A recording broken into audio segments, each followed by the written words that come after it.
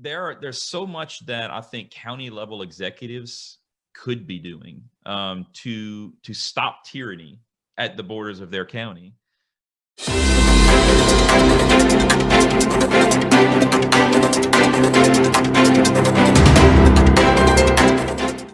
Hello, everybody. I'm Brandon Lewis, founder of the Tennessee Conservative, and I'm joined today by Gary Umble. Gary is the founder and executive director of Tennessee Stands. Tennessee Stands is a nonprofit advocacy organization that serves to protect the individual liberties of all Tennesseans, as stated in the Tennessee State Constitution and given to us by God. Tennessee Stands is a group of citizens who demand that our governor, county executives, and legislature restrict their authority to only that which they are given by the Tennessee Constitution. They do this through education, legal action, and grassroots organization. Gary, welcome to the program, buddy. Glad to have you here. Yeah, thanks, Ben. It's good to be with you today. Well, so tell us about your organization and how you got started, Gary. Sure. I was working a bit in public policy for the last couple of years here in Tennessee, but obviously enter COVID. And as a parent, I've got 3 little boys. My older 2 are school age. And I would say, I think for so many, whenever this sort of season of insanity, whatever you want to call it, happened, probably was just like many other people, kind of waiting to see what's going to happen. Maybe this will all pass. Certainly this isn't going to last very long. And whenever schools begin to put out their reopening framework for the coming school year, I realized very quickly that the idea that this was just going to go away was not the case.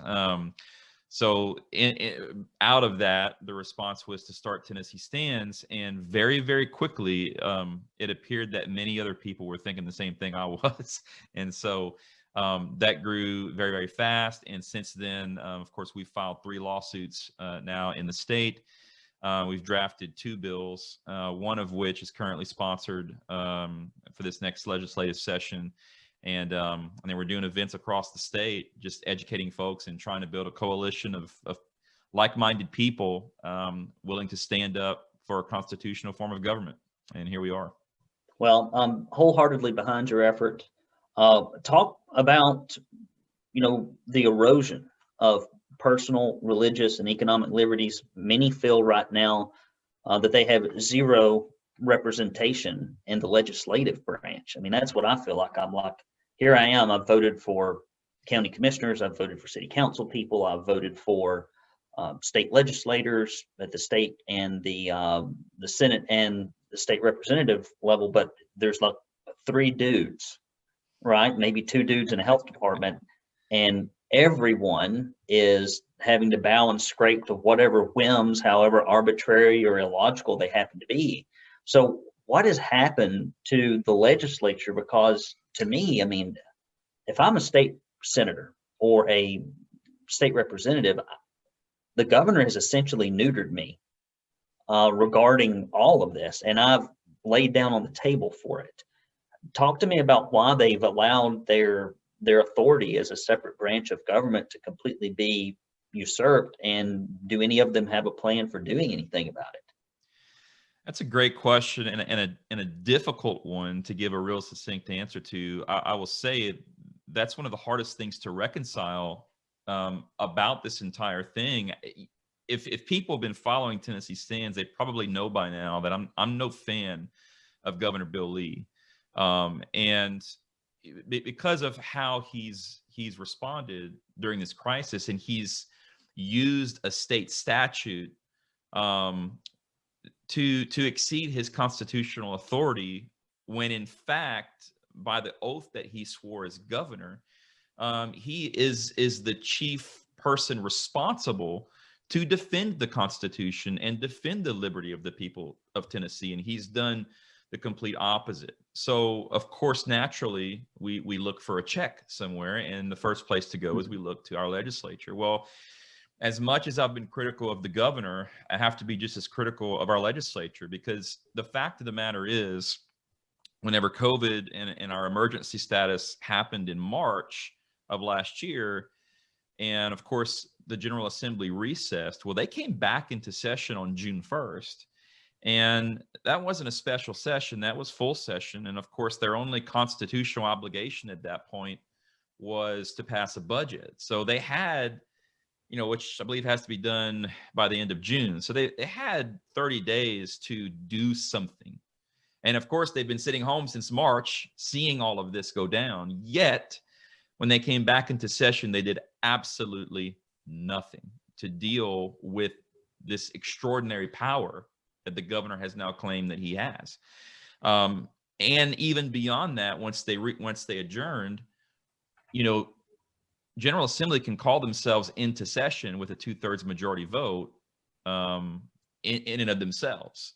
Well, they had the opportunity to do that throughout the year, and obviously they did. And so it's clear the General Assembly had no intention and made no moves whatsoever to check that power.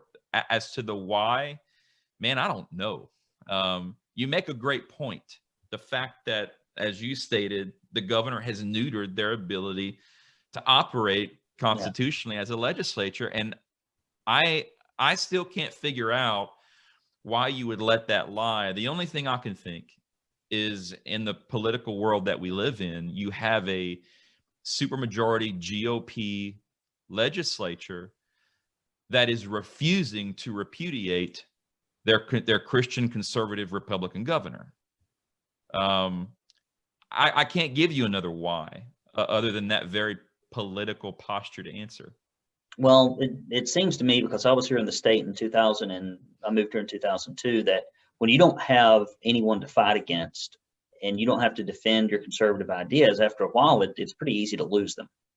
And when you have a supermajority, when you control all branches of government, I mean, you just get lazy. You get ideologically lazy, and people can get elected that aren't very conservative because they don't really have to compete in a primary. And then when push comes to shove, there's just not a lot of action in the primaries. There's not a lot of close seats. There's a lot of gerrymandered seats, which I'm thankful for in so many respects, and not thankful for in others. And then finally, I think a lot of these people, they don't want to take a stand, and they don't want to be seen on any side of any issue. And that way they can always, if it goes great, they can point to the governor. If it goes bad, they can point to the governor, and they don't have to bear any weight with their constituencies for their decision making, which is not why people get sent to the Capitol. Yeah. You get sent to represent, not just when it's easy, not just when it's popular, but when it's difficult. And a lot of these people have abdicated that responsibility, in my opinion. I mean, I could not imagine thousands and thousands of my neighbors sending me to Nashville and to be silent on this issue. But many people have. That's very true. It's not just the lack of action from the legislature. It's the lack that you see in elected representatives at large, even at the county level, that I know for a fact agree with you and I on this issue, but won't stand up. Won't stand up and represent their constituents. There's so much that I think county level executives could be doing to stop tyranny at the borders of their county. They simply won't do it. They won't go against the grain. I mean, honestly, if I look across the state, I can think of one that I've sort of seen do that. Mayor Andy Ogles out in Murray County has been very vocal about the fact that, look, the governor's might be a great guy. He just doesn't have the authority to give me a duty to issue a mask mandate in my county. And he's been very vocal and clear about that. I wish others would be willing to make that same sort of a stand. We'll talk quickly about the legislative initiatives, because we've got a lot more to cover, and I don't want to shortchange people. So what the one that actually has some traction specifically, talk about that one. I believe I may be interviewing that gentleman next week, if it's the same bill that I'm thinking of. Yeah, so right now that's House Bill 10 and Senate Bill 7. That's run by Senator Mark Pody and Representative Jay Reedy. And that bill is to secure our religious exemptions to vaccines. Many Tennesseans will be very shocked to learn that in current Tennessee law, your religious exemptions that we currently have to vaccines in our schools, exemptions that we can claim for our children as parents, and exemptions that we can claim as an employee when it comes to vaccines, though all of those religious exemptions go away. The slate is wiped clean in the case of an epidemic or the immediate threat of an epidemic, which right now, currently, that would be the case by our emergency powers statute. So those exemptions currently don't exist in our state. So that what the bill does is it simply strikes that exception language where those religious exemptions exist all the time, always, no matter what's happening. It's similar to the fact that right now, we've used COVID as an excuse to nullify the Constitution. Well, Right. in the same case, we're saying that, COVID is not an excuse to nullify a religious exemption that is granted to us by state law. So the bill's fairly simple, and that's what it does. What about the one that's in play? I recently saw some coverage on. We actually did an article on it about limiting the executive powers of the governor. Is that actually sponsored? And are we going to see a vote on that? I don't believe it is sponsored yet because they haven't quite figured out what they're going to do. I will tell you, I think many Tennesseans will be very disenfranchised into what they see come out of that. We had a joint committee, a series of 3 ad hoc meetings, which were, I think they started back in August. And the intent was to determine what the legislature was going to do. Well, at the end of that committee, we found that their suggestions were almost nothing. The best suggestion was on the House side. They suggested that the emergencies should be limited to no more than 60 days, and that any renewal of an emergency would require legislative action. Why would you not want that? Period. Totally, absolutely. That should be in. It's a no-brainer. I mean, that is a no-brainer. Should not be controversial. Should not be. I mean, because at some point, what if we turn blue in the governor's mansion, like what's happened down in Georgia? You never know what's going to happen, and those checks and balances are so critically important. I can't see why any person who takes the time, energy, and effort to go up to Nashville would not want to have to know, because the level of threshold, in my opinion, for a pandemic is pretty damn low. Because my wife and I had it here recently. It's uncomfortable. We had it through the Christmas holidays. We quarantined. It makes you tired. We had various different symptoms. It was nowhere near as close to as devastating as the flu. And I've had the flu, a bad case of it before, and I knew I had it. This, I almost had to wonder if I had it until I had a couple of rough days. And it's not the end of the world. It's not something that I need to be vaccinated for. I've got some kind of immunity of it now. And even if I didn't, I probably wouldn't. So they really, I think the legislators need to step up and plant their flag, is because it's getting to where now that the legislature is darn near meaningless in many states and even in our nation because they don't legislate. Right. And I think the other issue too with what's been suggested so far is while they talked about putting a limit on the governor's ability to renew the emergency, there were no suggestions made from that committee to address the constitutional issues of still, it's one thing to limit the governor to 60 days, but they didn't address what he can do in those 60 days. Okay. Yeah. So is it's fine. It limitless? I mean, what you think you would have limits on that. Right. But there's still no limit. So he can still make law. He can still delegate authority as he deems prudent around the state. So none of that's been addressed. And that's the main thing I have a problem with, is that you're kicking the can down the road. You're looking like you're doing something and not really doing anything. That reminds me of most of the COVID steps we're taking right now. You're looking like you're doing something, but you're not really doing anything, which segues me into this. If you like what we're doing here at the Tennessee Conservative, and if you'd like to support us, if you would please go to TennesseeConservative.com/support, or go to our homepage, click the red button.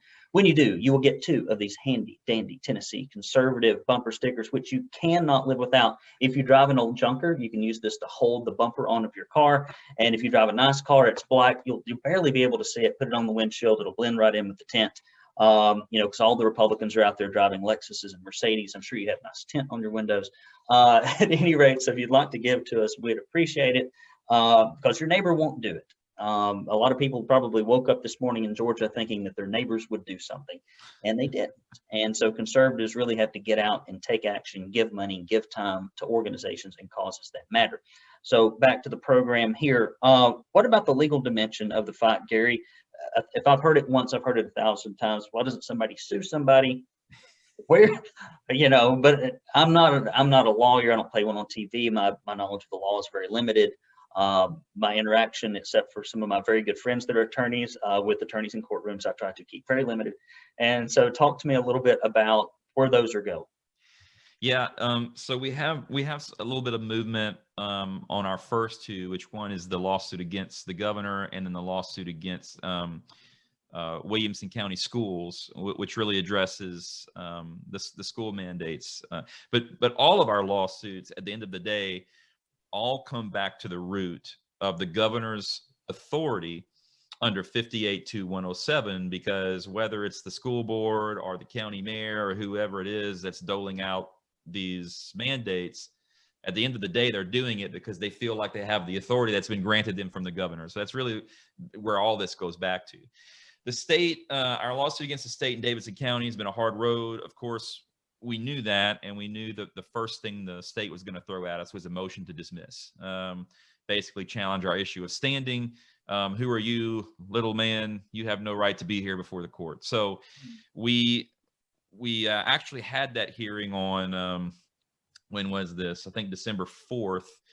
And after that, the judge took that under advisement. We decided to amend our complaint to sort of strengthen our argument for standing. Because we amended the complaint, however, that allowed the state to then respond again, and they responded by filing another motion to dismiss. So that hearing is actually on Friday in 2 days. So we're in court again in Davidson County on January 8th, still defending simply our right to be heard by the judge. Should we pass that test, we will finally be on to the constitutional argument that we sued for in the first place back in August of last year. So it's been quite a road.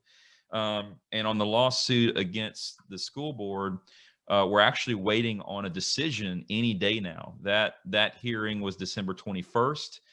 That was a combination hearing on a motion to dismiss and a motion for summary judgment, which the judge heard both. So we actually could receive a ruling on the case, not just the motion to dismiss. And the judge said that he was hoping to get a ruling to us the Wednesday after New Year's, which would be today. We have not heard anything yet, so we're waiting on the circuit court judge here in Williamson County to issue that ruling. So we're very anxious to see that. Is that an elected position or an appointed position? Elected? That's a good question. He's a circuit court judge. Usually those are elected. I believe it's elected on the circuit court. I've got a couple of friends that are in that position, and if it's Williamson County, it's probably Republican. So at least there's that to be considered. So public education in general, getting on to the rest of this, I mean, Tennessee schools, public schools are in Strugglesville. And if you're in an urban area, they're really in Strugglesville. Here in Chattanooga, I live in a district where I can't send my kids to school. And it's awful. And even a lot of private schools have caught the COVID madness. And it's difficult as a parent to know what to do when your child is not at risk at all, and when you are not at risk at all, and the educational world gets turned upside down. But they've seen huge lapses in learning. I mean, we were already only reading about a third of us at grade level, and now we've been out of school for a year functionally, or probably will be for a lot of folks. If you don't have good parents, I mean, they're not going to follow up. They're not going to be helpful. So what do you see happening on the educational front as these bureaucrats continue to do what I think makes people feel better and virtue signals, but meanwhile leaves our kids more and more vulnerable from an educational standpoint? Yeah, I'm very concerned about the special session coming up. Of course, you might know that the governor called a special session on education, which is supposed to start on January 19th, which frankly, I think is great. I applaud the governor for that.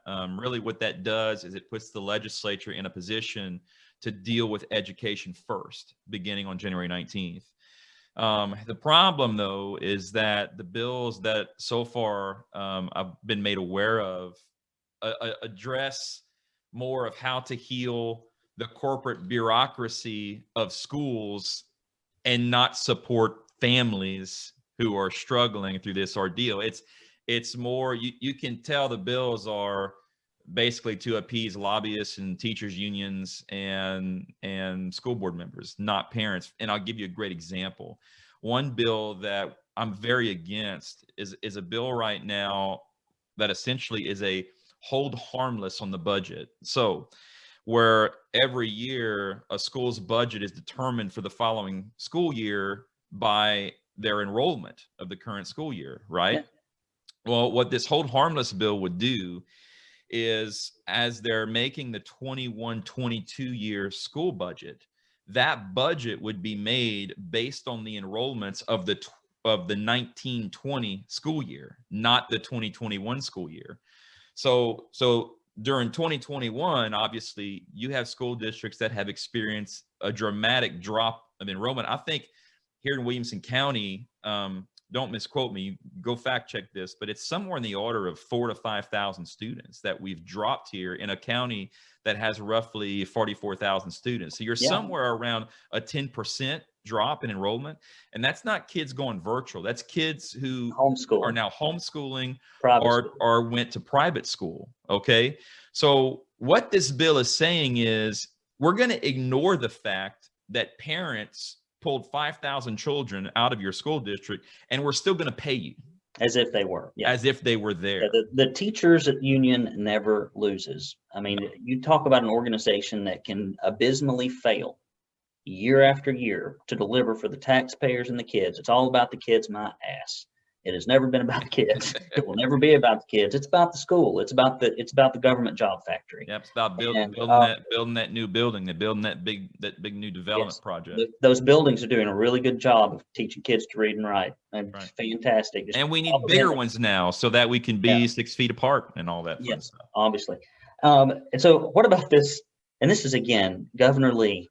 I had high hopes. I usually have high hopes for business owners. I'm like, okay, they've had to deal with the corporate bureaucracy or the bureaucracy, the government. Maybe, hopefully they're going into office a little bit bitter, but something just like wanted to change things.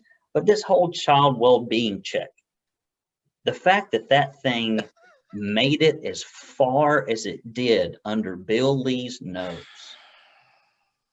what an Orwellian, awful thing. Number one, tell people about what it was and what in this lady is it that he has appointed. I can't recall her name right now. Penny Schwinn.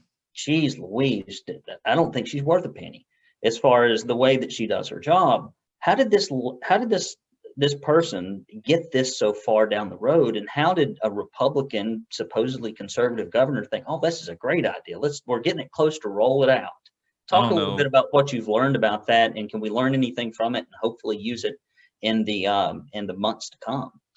Well, the fact is, it doesn't take. It's not a lot of digging to discover Penny Schwinn's background and where she comes from. I mean, she's Berkeley educated, came from California. She was a school board member out in Sacramento. Got really involved in charter schools, and she got picked up by an organization called Chiefs for Change, which is a national organization that places people throughout the country with the goal of being more diverse, inclusive, and equitable in our schools, if you know what all those words mean, right? It means the kids can't read, write, and they won't be disciplined. That's right.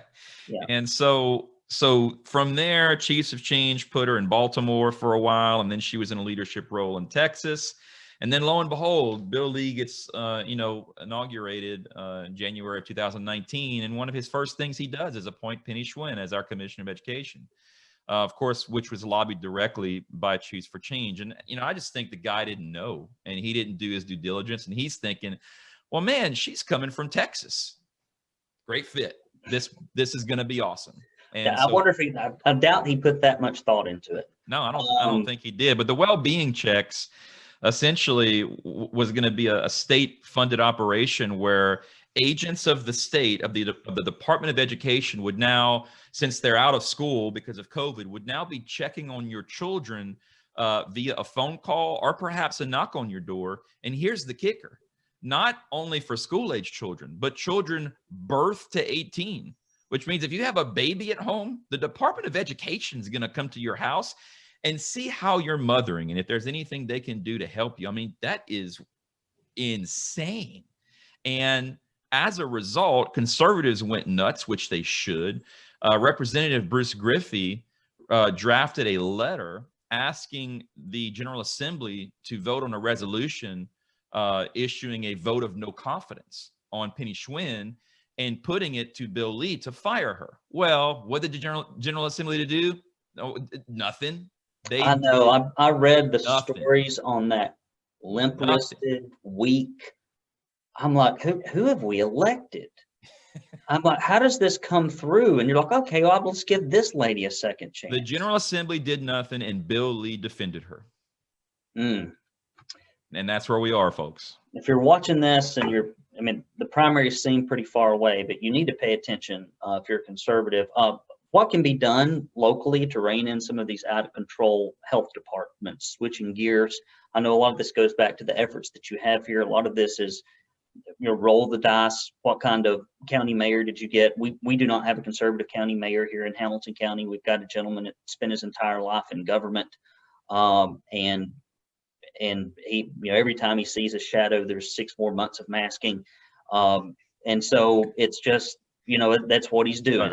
He's a lifelong government employee. He ran as a Republican because that's how he could get elected, and he has proven to be a pro-tax increase, big government, bureaucracy-loving Republican. What can you do about these health departments? So Knox County is trying to do something, and we've been involved in those county commission meetings. So you've got, in our state, you've got health departments and you've got boards of health, which actually are 2 different things. And they in our statutes, there's 2 different sets of powers. County boards of health are boards of health that have been created by the county themselves, by the county commission, but only in counties that, have a certain charter. Not every county can do that. And I believe that we only have 2 boards of health in our state, one in Knox and one in Davidson. So the county commission has the power to dissolve the board of health or remove their policymaking authority and convert them to an advisory board only. So in Knox County, they voted on that ordinance last month, and it passed barely by a simple majority. That was the first reading. The second hurdle is that on their next meeting on January 25th, they're going to vote on the second reading. And if that passes, that would pass the ordinance, and it would dissolve their board of health. Now, interestingly, what will happen is then that power will revert to the Knox County Department of Health, okay? which now goes to the 6 autonomous departments of health that we have throughout our state. And so where Bill Lee created this Tennessee pledge that only affects 89 of 95 counties, he's reserved this extraordinary authority to the 6 departments of health, respectively. The trick is the complicated issue, though. The reason to still dissolve the Board of Health is because what we've discovered by statute. See, all of the tyrants didn't know how much power they actually could wield. Well, now they know. And in Title 68, the County Board of Health doesn't draw its authority from emergency powers. It draws its authority from state statute. So its power to declare a public health crisis and shut businesses down and create curfews and mask mandates and limit restaurant capacity. That's actually what we're realizing is when emergency powers cease, if they ever do, the County Board of Health still has the statutory authority to do those things outside of an emergency. Now, that's mind-blowing, but that's what state statute says. Well, yeah, and the poor old people of times of old, I mean, it's because they did actually have occasionally deadly, awful pandemics and did not have a whole lot of modern medicine. we are not living in those times anymore, and those statutes were created for those times and those situations, and people are just abusing them. And probably had a little bit more trust in the people who actually sat on the boards of health. They were actually doctors, maybe, who actually only cared about your health. That's not the world we live in today. We live in a world where every board is full of political hacks and wannabes that just want to rule your life. I agree. And, the thing, here we are taking advice from a health advisory board or a health department who has a reputation that is so awful that unless you're typically economically destitute, you would never walk into their doors. You'd never go to their office. I mean, it's like calling the DMV for customer service advisory training. I mean, you'd never do that. You think DMV, you think the opposite. My two experiences, then I'll ask this last question. I caught COVID. We had a positive test. I don't need the health department to call and tell me, get a test if you're feeling like you got COVID, and then don't be around people. Don't need anybody to call me. And if you've been around some folks, call them, tell them, hey, I tested positive, which is what we did. I don't need. So they call me 3 days after I'm outside of quarantine, which is a great way to spend state taxpayer dollars. Somebody working the phones, you're paying them by the hour to call people that are already out of quarantine. And you could look on the test date and go, this is way out of quarantine. Why am I calling this human? Who's going to do that? Who's going to look at a date and do 14 days? Nobody. And then they call me the second time for the wrong man. I can't remember his name. It's like Dale Watson or something. It's like, Dale Watson, we've got some important health information for him. I'm like, well, I hope Dale gets a hold of you because I am not him. And so those are my two experiences with our fantastic Board of Health, doing their job, keeping me safe. So if you're a concerned citizen listening to this program and they want to practically support Tennessee's stands in the fight to, restore our liberties and freedoms and to hopefully, give our legislators some courage to be conservative and not just Republican, how would they do that? Yeah, so definitely visit TennesseeStands.org. We've got some videos there that are kind of teaching folks about our constitutional liberties and our rights here in Tennessee. So we'd love for you to view those and share them out. Hit the subscribe button. It's really important to get on our email list, as obviously as you hear from everyone else, it's kind of hard to get any movement on Facebook and Twitter these days with these types of messages that kind of go against the grain. So get on our email list. We encourage you to give us your address. There's a lot of emails we're going to be sending out for our legislative action. And so we need to know where you live because we need to know who your representatives are so you can kind of help us in this fight. And of course, after you give to Brandon and get those fancy stickers that he showed you earlier, you can hit the donate button, and we definitely appreciate your support and all the activity we've got going on across the state. So TennesseeStands.org. So if you're watching this, go give them some money. I mean, I used to raise money in politics, and I'm telling you, even if it's just $10, even if it's just $5, your neighbors will not do it. Everybody's like, somebody should do something. I tell you who that is. That's you. That is you. You go stand in front of the bathroom mirror. You've seen the person that needs to contribute and needs to help and needs to call people. So I know you're busy. Thank you for joining us. And I wish you the best as you continue to fight for a free Tennessee, not even a freer Tennessee, just as free as it used to be. We'd love to have that. So Gary, thank you for joining us today. And if you've enjoyed this program, please do go subscribe to our social media platforms, get on our list, click the support button. I'm Brandon Lewis, founder of Tennessee Conservative, signing off. Until next time, be free. If you like what we're doing with our conservative reporting, because we do not have any conservative media outlets in Chattanooga, Tennessee, please do go to TennesseeConservativeNews.com/support, or just go to the main page, click the red support button. And when you do, you will get a handy dandy, proud Tennessee Conservative bumper sticker. I'll actually throw in 2 for the cost of 1 when you give any donation whatsoever. And we'll also put in there a bonus directory of every elected official in Hamilton County, which I'm sure they love those being handed out. So if there is something coming down the pike that you don't agree with, or if there's something that you want to get behind, you can have your voice heard, because that's how we keep our government responsible, is that we have to be active and engaged. So please do go to TennesseeConservativeNews.com/support.